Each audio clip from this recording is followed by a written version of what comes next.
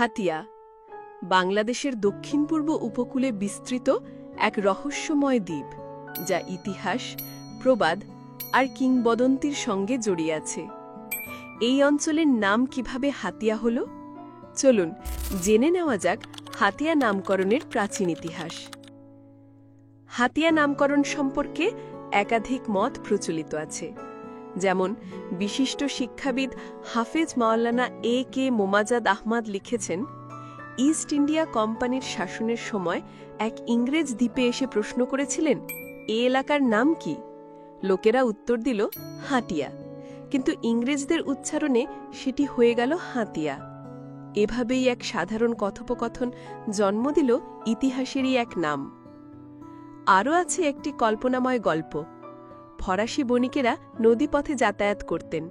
দূর থেকে তারা দেখতেন দুটি দ্বীপ, সাগরদ্বীপ ও নীলক্ষী, যেন এক তলোয়ার বা হাতিয়ারের মতো।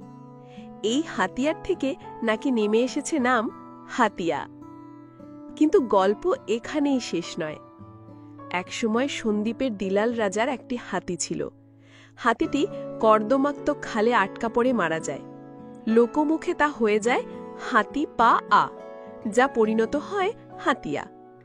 আরেক কিংবদন্তি বলছে, এক ভয়াবহ জলোচ্ছ্বাসে কোথা থেকে ভেসে আসে একটি বিশাল হাতি।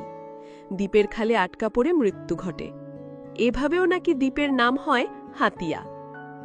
এবার আসি সবচেয়ে রোমাঞ্চকর কাহিনীতে, জলদস্যুদের দমন অভিযান।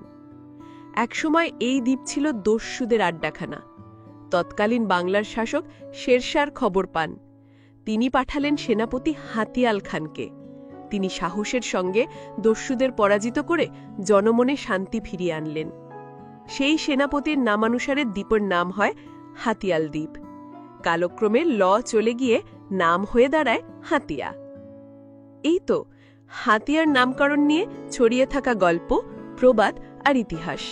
কোথাও হাতির ছায়া, আবার কোথাও হাতিয়ারের, আবার কোথাও বীর সেনাপতির কীর্তি।